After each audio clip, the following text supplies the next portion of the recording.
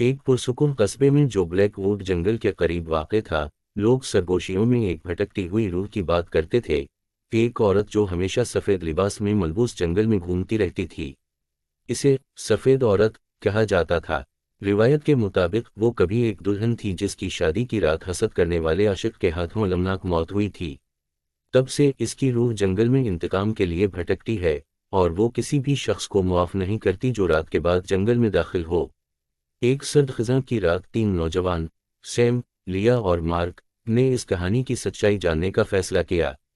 वो जंगल में टार्चों और कैमरों के साथ दाखिल हुए, ये उम्मीद करते हुए कि वो माफ़ौक़-अल-फ़तरत चीज़ों का सबूत हासिल कर लेंगे। सैम, जो इन सब का निडर रहनुमा था, भूतों के तस्वुर का मजाक उड़ाता रहा। ये बस बच्चों को रात को जंगल से दूर रखने के लिए बनाई गई कहानी है, वो पुरएतिमाद लहजे में बोला। जैसे जैसे वो जंगल के अंदर मजीद गहराई में गए, हवा सर्द होती गई और चारों तरफ एक घनी धुंध फैलने लगी। दरख्तों की शाखें हड्डियों की तरह मुड़ी हुई महसूस हो रही थीं। लिया ने घबराहट महसूस की। दोस्तों, शायद हमें वापस जाना चाहिए। मुझे कुछ ठीक नहीं लग रहा, उसने धीरे से कहा। सैम ने इसके खौफ को नज़रअंदाज किया।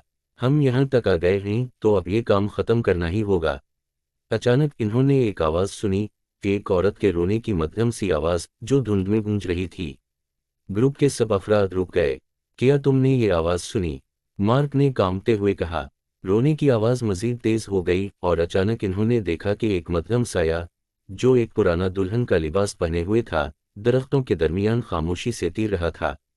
इसका चेहरा घूंघट के नीचे छुपा हुआ था, लेकिन इसका गम वाज़ेह था। वो सफ़ेद औरत थी। सैम की बहादुरी एकदम से ख़त्म हो गई जब वो उनकी तरफ मुड़ी और इसकी खाली आंखें हल्की रोशनी में चमकने लगीं। दौड़ो! सैम ने चीख मारी, मगर बहुत देर हो चुकी थी। सफ़ेद औरत ने अपना हाथ उठाया और धुंध ने इन्हें घेर लिया। इन्हें कुछ नज़र नहीं आ रहा था, न सांस ले पा रहे थे। खौफ ने इन्हें अपनी गिरफ्त में ले लिया। जब वो भागने की कोशिश करने लगे तो जंगल की राहें उलझ गईं, जैसे दरख्तों ने उनका रास्ता बंद कर दिया हो। लिया ठोकर खा कर गिर गई, इसकी चीख रात की खामोशी में गूंज उठी। जब सैम और मार्क ने पीछे देखा तो वो गायब हो चुकी थी। धुंध ने उसे निगल लिया था और बस सफ़ेद औरत के दिख भरे रोने की आवाज़ बाकी रह गई थी। सुबह के वक्त सिर्फ सैम ही जंगल से जिंदा बाहर आया, खौफजदा और खामोश, बोलने के काबिल ना था। इस रात के बारे में उसने कभी बात नहीं की और लिया और मार्क को कभी नहीं पाया गया।